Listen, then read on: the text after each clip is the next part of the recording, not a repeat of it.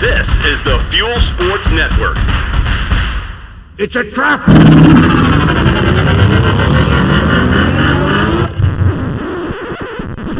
Oh, I'm sorry. Did I break your concentration?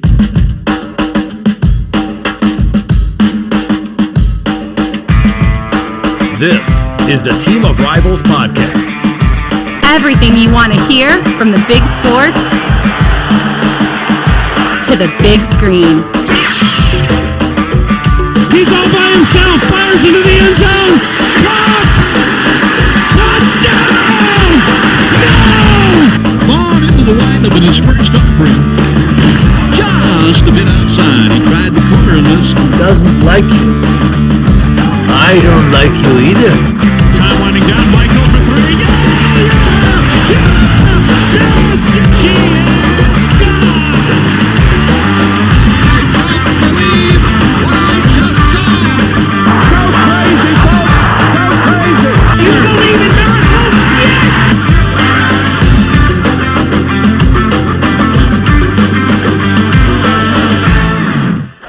You may fire when ready. What?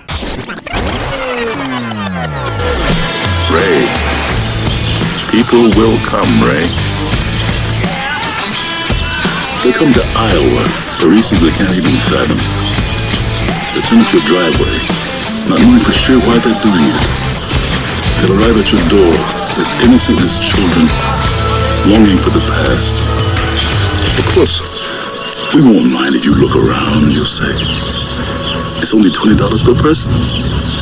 They'll pass over the money without even thinking about it. For it is money they have, and peace they like. Ray, just sign the papers. And they'll walk out to the bleachers. Sit in shirt sleeves on a perfect afternoon.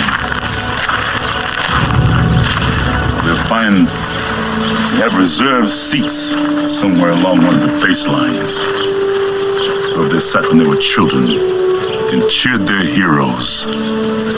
And they'll watch the game.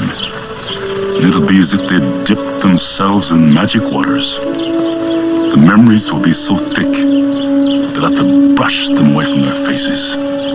Ray, when the bank opens in the morning, they'll foreclose. People will come, Ray. You're broke, Ray. You sell now or you lose everything. The one constant through all the years, Ray, has been baseball. America has rolled by like an army of steamrollers. It's been erased like a blackboard, rebuilt and erased again. But baseball has marked the time. This field, this game, is a part of our past, Ray. It reminds us of all that once was good, and it could be again. Oh, people will come, Ray. People will most definitely come.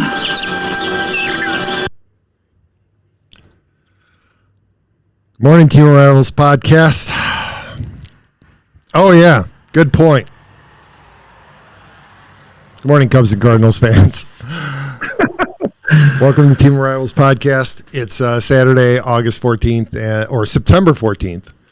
And, there's not much left of the baseball season. There's not much left to talk about for either of our teams. But obviously, the passing of James Earl Jones warrants, I think, its own special episode. So Elliott was supposed to join us. We know he's not going to. 8 o'clock is too early in the morning for him. So that scene still gets me every single time. Yeah. It's why you have a heart out this morning. It's why the lad and I are going to go watch possibly the worst team in the history of baseball tomorrow. Yeah, we're going for the campfire milkshake, but you could probably get that recreated anywhere. But we're still quick trip to the grocery stores. Yeah, exactly. Save yourself the heartache, right? Yep. But still, we're going to head downtown and then to the south side of the city because it does remind us of everything that's been good and that could be again. I had a much different idea for how to start the show off, but I think I'll save that for later. Yeah, that was, I tell you, for me, that guy, like, there's one character that comes to mind front and center, and it always has and always will. Oh, we'll get to him later. I have a few clips. Okay. Well, we'll save it. But yeah, for me, it's like, I try to do the inventory in my head of everywhere we've heard this guy's voice, and geez, it's a pretty extensive list. You have to go to his IMDb page if you want to remember each and everything. But yeah, that's kind of crappy news. It's about as bad as what we had 6 years ago. Yeah. Boy, there's not many left. No, there aren't. That Hamill, he's not going anywhere for a while. No, he's not. Although, is he going to be the last one standing, or is it going to be Ford? Oh no, it's going to be Hamill. I think so too. Ford takes a little bit too much of his life in his own hands every time he climbs into a plane, or come on, he's 80, he's running around like he's the least likely, I think, to go by natural causes. Yeah, I agree. It's funny because as I was cutting clips this morning, I was thinking about it, and I was like, this one hurts. How bad is it going to hurt when Lucas goes? And how bad is it going to hurt when we lose Ford? And I think that Ford actually is going to be the one that really stings when you think about all the iconic characters that he's created through the years. Sure, yeah, and you couple that, Pete, with how Hollywood can't create anything new. Yeah. We keep remaking things that worked really well once because they were the first of their kind and kind of established things. And I tell you, Hollywood just fails to create anything new. Even the big money makers, right? Like, they had to remake Dune. Right. One of the more expensive and I guess popular TV shows or streaming shows at this point has been Rings of Power, right? That's not an original idea either. So I don't know, man. Storytellers, writers, Hollywood, where you at? My kids are watching the same shit that I did. Yeah. It might be a new version, but it's the same stuff. Yep. And it's because it speaks to something universal, right? And that's what ultimately makes films, television, podcasts, anything. That's what makes it long lasting, is that it tells us something true. Yeah, my kids they need their generation's version of the Goonies. They need something like that. Yeah. They just don't have it. It can't just exist out there on TikTok, guys. Hollywood, let's go. Come on, wake up, do something. And if you don't, somebody else will. Atlanta, Nashville, somewhere else will pick up what you're dropping. Yeah, it'd be interesting too, right? When somebody creates their first volume at home or some equivalent and just starts doing it on their own, because whatever the culture we have today just won't create anything new, or they're afraid to. Well, and the fact that we have much better cameras in our pockets than George Lucas had when he was shooting Star Wars in 1976. Well, I have a really good camera, but I refuse to turn the lights on because I'm not in a great space. You gotta have lighting too to make them work. But think about it: the camera on your phone, as far as quality and storage, if you solely dedicate your phone to being your camera, you can film a much longer scene with your phone than George Lucas could in 1976. It's in 1977, the Voyager 1 and 2 launched. I watched a little thing on YouTube last night about that, because that's how exciting of a Friday night it was. The memory that was the memory, the storage capability that those two probes had are a fraction of what you have in your pocket. It is amazing. Joke. It was cutting edge at the time. It was. It was beyond what I remember. The first home PC I bought had, I think, 4 gigabytes. And I remember when I bought it. It was the guy said, most PCs out there are like kiddie pools, and you have like an ocean of memory on your 4 gigabytes, man. That was something at the time. The card I have in my board and you have in your board are at least 4, if not like 8 times the size of my first PC, which was supposed to be an ocean. Ron, to just demonstrate how only a few years makes a difference, as obviously I am the elder statesman of this podcast. Palm Pilot user. We're going way further back. My very first computer, obviously, it was my dad's computer, but our very first personal computer was an Apple II Plus. It shipped with. We didn't have the minimum one. My dad did pay a little bit for an upgrade initially. Shipped with 32 kilobytes of RAM, not megabytes. Yeah, definitely not gigabytes. Kilobytes. And Dad splurged eventually and got us the language card expansion. So we bumped up to 64 kilobytes. Ooh. Yeah. I'm pretty sure that my uncle had one of the Commodores. It was something, right? Like I remember having to load some kind of like a Space Invaders type game on a cassette tape. Yep. And I had to play the whole way through to load the information into the computer in order just to play it. Turning over floppy disks, switching disks. If you only had, when my dad finally broke down and allowed us to buy a second disk drive so that we didn't have to do this all the time, but you could have two of them at the same. It was like luxury, wasn't it? Life changing. And then playing Castle Wolfenstein, and you get to a point, and then it says you got to change the disk, and so then you go to. You do it too early and the disc starts cycling.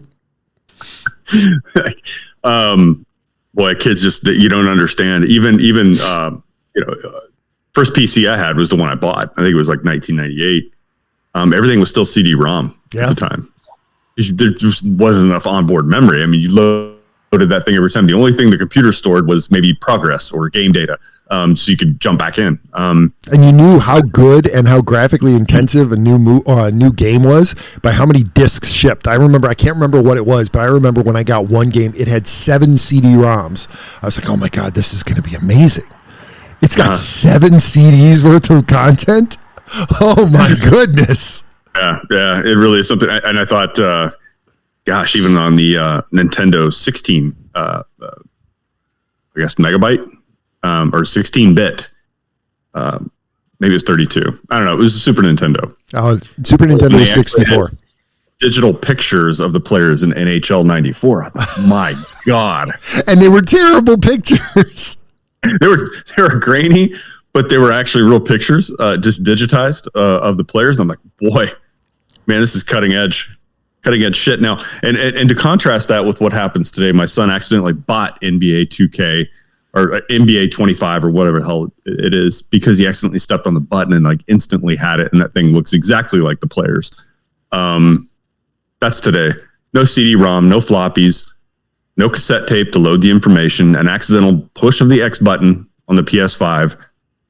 And you've got, well, I don't know about that, but I do believe it was a mistake because he called me right away. We were in Illinois, my parents' 50th wedding anniversary. They made it 50 years. Congratulations to the Nuttles, by the way. I'm not going to make it that long. I think I'm going to run out of years before I even get near 50, but whatever. Yeah, their 50th anniversary was fun. Nice. But he called you to let you know, Dad, I'm sorry. It was an accident. I do genuinely believe he didn't mean to. According to him, the controller was under the blanket. He is not even sure how he did it. But it was a $70 digital download. Wow. Yeah, and there you go. And that's actually another thing. He's not played 1 minute of it. He didn't even want it. That's another thing. Digital download, right?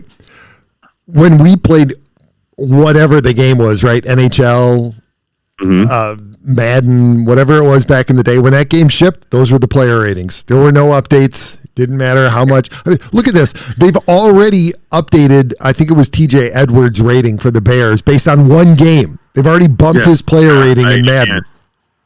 Yeah, that's right. Like Ken Griffey Jr.'s baseball. No, that guy doesn't play with that team anymore. Yep. But he's there. You're not moving him.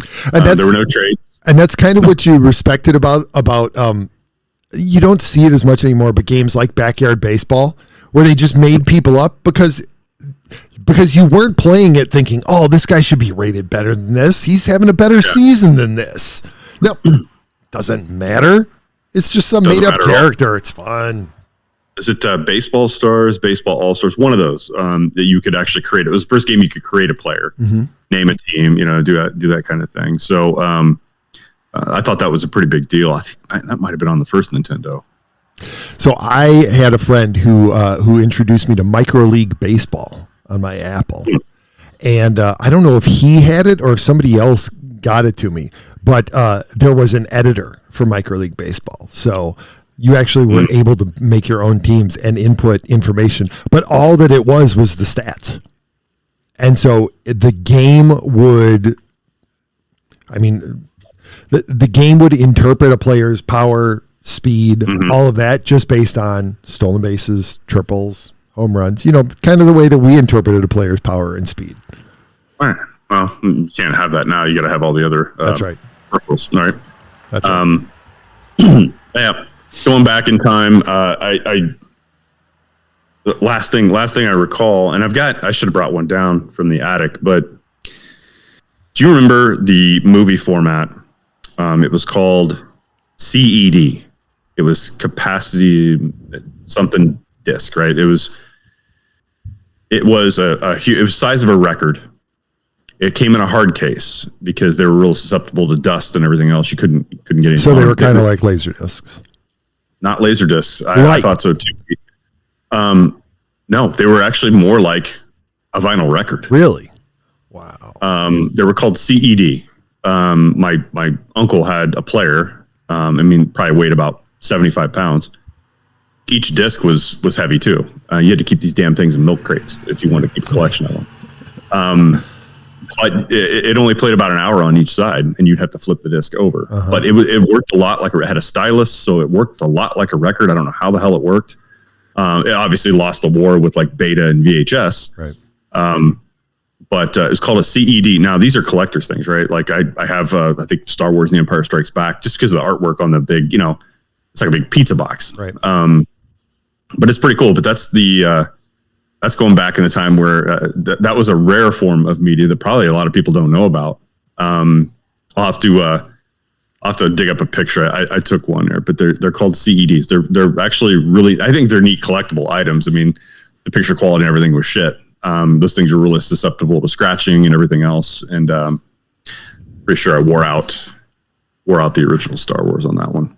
I had a friend and I thought theirs was a laser disc. Media with every time you play it, the quality downgrades. I mean, those are we're longing for the times, Pete, when everything was worse in just about every way. That's right, and it had a finite lifespan depending on how many times you were going to play it. So you had to savor every play. Yep. I had a friend who I thought that they had a Laserdisc player, but maybe they had a CED because I remember it was a huge disc and you slotted it into this thing, and then about halfway through the movie it ejected and you had to turn it over and slide it right back in. See if I can find it while you're talking. I'm gonna dig one of these up. I know I have one. All right. Well, while you're digging it up, while you're doing research, I'll go to the library and we'll play a few moments that I picked out because obviously David Prowse provided the physicality, but there was nothing like the voice that and everybody says it, right? Ultimately it was James Earl Jones's voice that really made Lord Vader and made him intimidating. And first one I'm going to go to obviously is, it's not his first appearance, but I think it was the first time where I think the audience, definitely I, had any sense of just how threatening Darth Vader could be. Don't be too proud of this technological terror you've constructed. The ability to destroy a planet is insignificant next to the power of the Force. Don't try to frighten us with your sorcerer's ways, Lord Vader. Your sad devotion to that ancient religion has not helped you conjure up the stolen data tapes, or given you clairvoyance enough to find the rebels' hidden fort.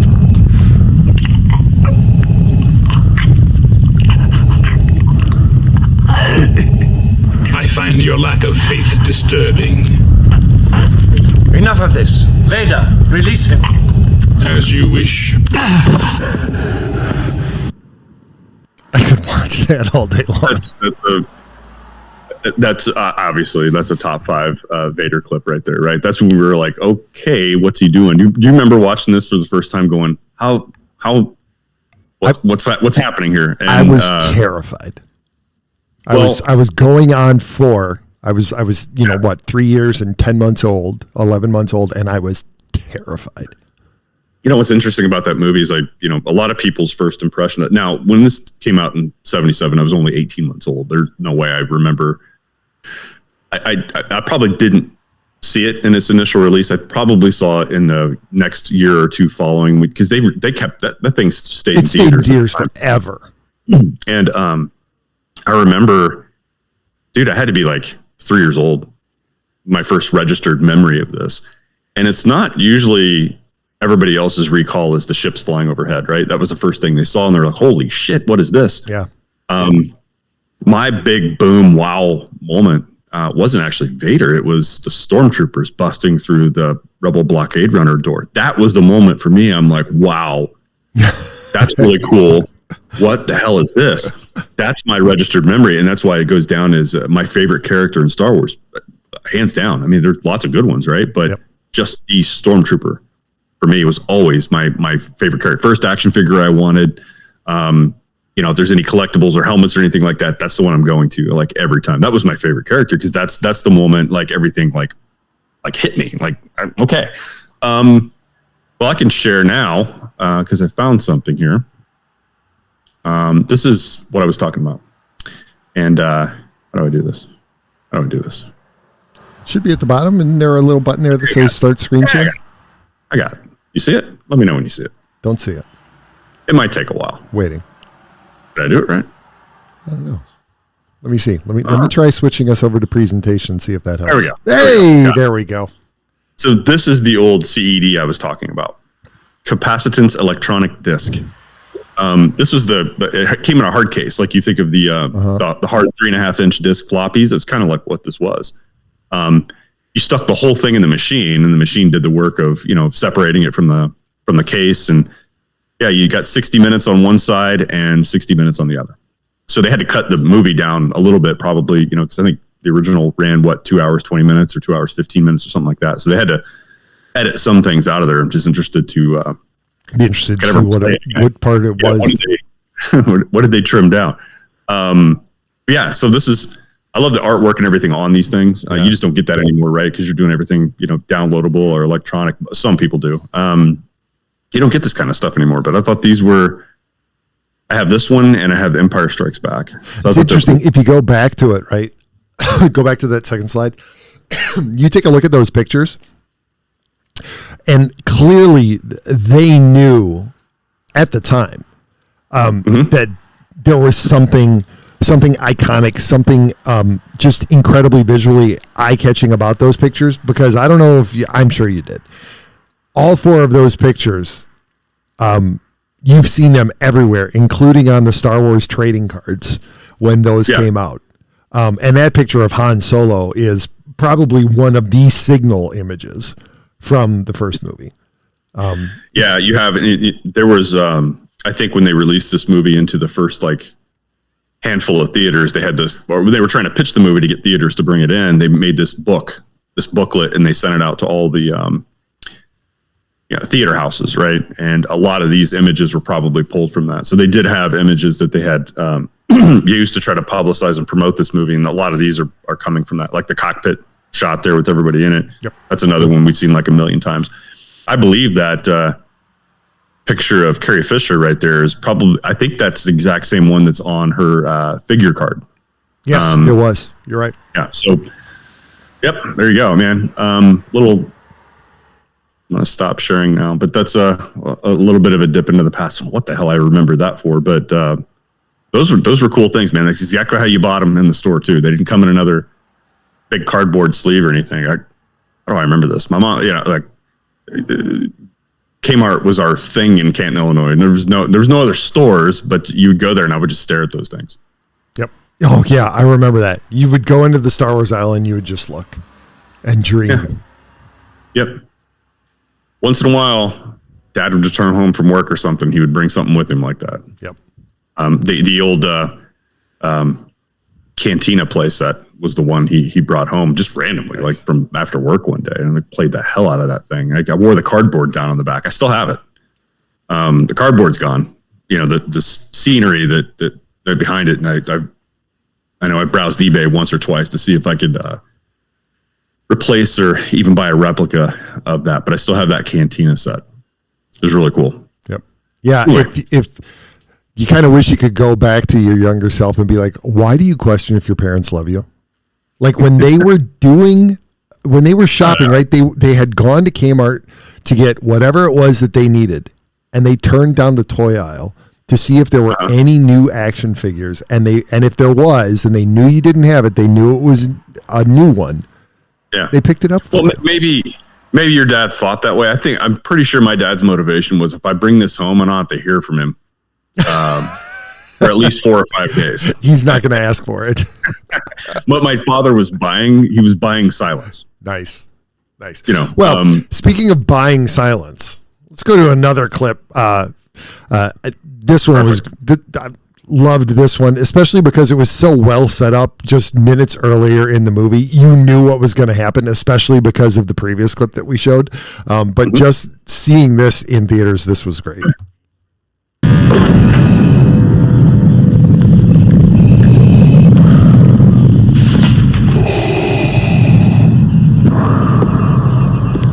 Apology accepted, Captain Nida.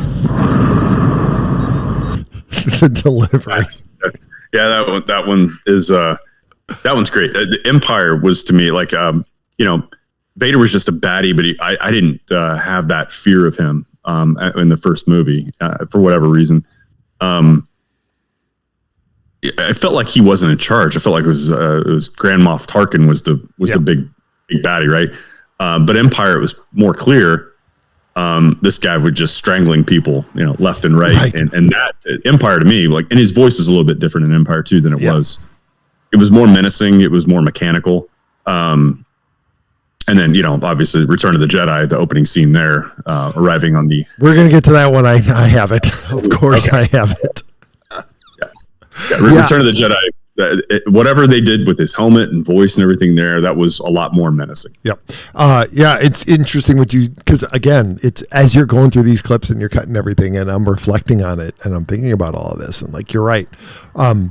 Empire, all of a sudden you're seeing Vader is shaking up the ranks of the Imperial Navy on a whim. Whoever he decides is a new admiral is a new admiral. He doesn't have to check with anybody. Yep. Whoever pisses me off is done. Yep. Yeah, found it interesting. Obviously not at the time, but when you watch it again and you're like, General Veers didn't accomplish his mission. Vader didn't have any problems with that. Neither did nope. Captain / Admiral Piet. Didn't at the end either. And that's right. But I think it was at the end of. Yeah, Nida. He's as incompetent as he is stupid. Admiral Ozzel. I'm sorry, Ozzel was incompetent as he is stupid. But still, Nida also got the short end of the stick there. Yeah, and Nida was the most apologetic. He owned his mistake. I shall apologize to Lord Vader in person. Right. Apologies. But you get Captain promoted Admiral Piet. Let the Millennium Falcon get away, and he had the oh shit look on his face. Yep. At the end of Empire, he survived into Return of the Jedi. So he did. You got to catch Vader at the right mood. You fuck up. You just got to catch him at the right time. That's right. You come talk to him when he's in his meditation chamber. He's willing to cut you a little slack later. Yeah. All right. Or if he's got some kind of emotional conflict, you can catch him there too. Yep. Obviously, we've heard this one quite a bit, but the delivery on this is just impeccable. And as I was cutting these this morning, I thought, how many of these were one take in the studio? How many of these J.E.J. sat down and George was like, great job, James. Let's go on to the next one. I have a feeling in the early days it was minimal cuts. Yeah. Here we go.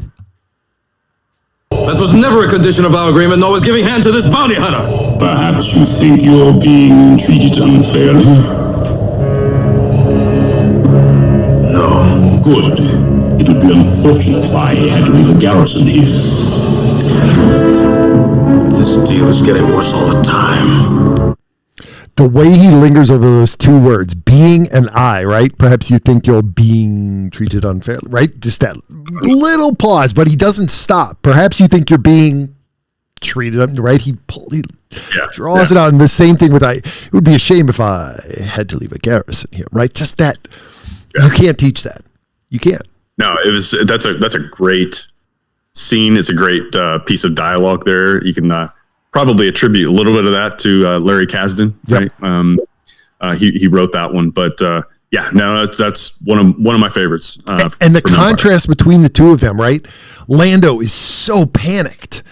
He's at a complete emotional high, and Vader, through James Earl Jones's delivery, because you could have put anything over that, right? Prowse gave you what he gave you physically.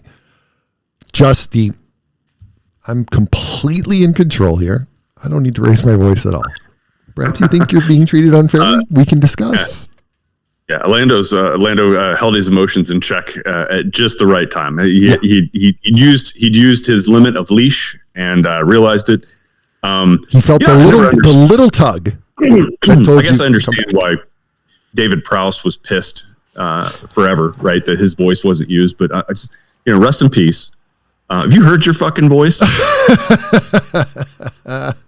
There's no way they were using your voice in that. Like you're anti-menacing. Like, he picked. There were other considerations for that voice, obviously Orson Welles, but it might have been too recognizable. James Earl Jones was dude was Vader to me. I don't care who was in the suit.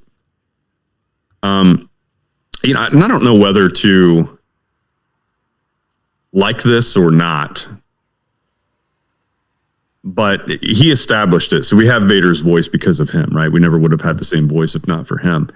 But they don't need him to do that anymore. I know. The way technology has done it. Like I'm pretty sure in the Obi-Wan series, that's not James Earl Jones delivering those lines. He did in Rogue One, and you could tell that was an older, much older James Earl Jones, right? I'm surprised they didn't go back and kind of maybe do what they did with Luke Skywalker and Mando, where they've de-aged the voice a bit more. I think they use that technology called respeecher or something like that. But I'm surprised they haven't gone back and fiddled with Rogue One. But give him time. That's his last performance that I know of. I know he came back and did the voice in Rebels too, but I think Rogue One post Rebels, I believe, but maybe not. But yeah, that might have been his last true performance. But in Obi-Wan, the Kenobi series, which I'm disappointed by, and I know you're not a fan of, but the Vader voice in that show was spot on. It really was. Yeah, so. And you had mentioned it before, if you go back and you look at his IMDb page, just how astounding it was. And I would say that if you ever want to go down a James Earl Jones rabbit hole, just search for James Earl Jones Fences. His performance of Fences on Broadway. And there's actually in the Tonys back I think it was in the 80s, maybe around 87, something like that. Might have been earlier. Anyway, they had a feature of him in his, in the kind of one of the real climactic moments of Fences, when his son says to him, "Why don't you like me?" And the scene between the two of them is just, it's an iconic scene. And his performance there obviously he had been doing it for months on Broadway, but to just pick it up right there in the theater at the Tony Awards, incredible, absolutely incredible. Well, good old Apple's cashing in on it, right? They have the James Earl Jones button. Of course. Buy everything, right? Like the whole catalog for whatever, $100, but they're cashing in on it. Yep. Why not? All right. You referred to it. It's obviously got to be our last James clip. And I know I've mentioned this many times over the years, but when I saw this in the Dolby Theater at Woodfield Mall in 1983, and I know I've mentioned this many times. My dad had actually stood in line at work because he worked in Rolling Meadows. He went over to the Woodfield Mall and spent his lunch waiting in line to get us tickets for opening night. And then my mom and I drove in to Schaumburg and met my dad at the theater. And then we stood in line, went in, sat down.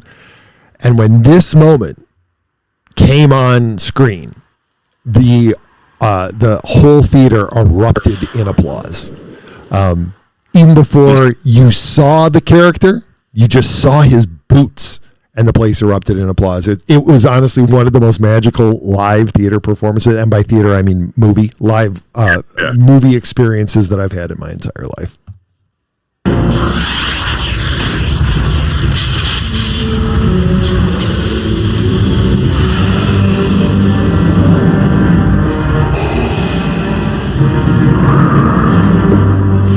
Vader, this is an unexpected pleasure. We're honored by your presence. You may dispense with the pleasantries, Commander. I'm here to put you back on schedule. I assure you, Lord Vader, my men are working as fast as they can. Perhaps I can find new ways to motivate them. I tell you, this station will be operational as planned. The Emperor does not share your optimistic appraisal of the situation. But he asks the impossible. I need more men. Then perhaps you can tell him when he arrives. The Emperor's coming here? That is correct, Commander.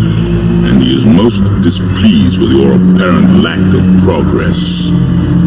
We shall double our efforts. I hope so, Commander, for your sake. The Emperor is not as forgiving as I am.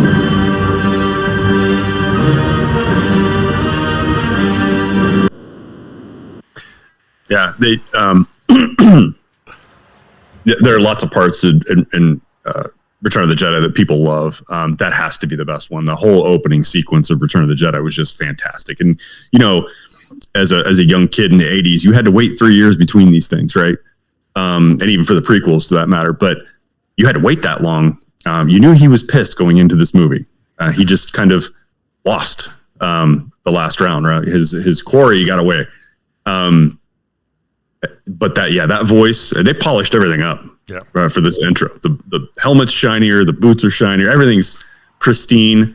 And what I love about those hangar scenes too, if you ever have caught, any of the making ofs, just the matte painting and the matte work that they used in those scenes is incredible. And nobody knew at the time, had no idea, unless you were familiar with Hollywood, the way movies are made, you had no idea. You thought, man, they dressed up 1,000 stormtroopers when the Emperor arrived in this massive set. And then you find out like 20 years later, it's a goddamn painting on a piece of glass. And the actors were only like a dozen of them. Yep. But yeah, amazing, man. It's got to be a top 5 scene in Star Wars in general.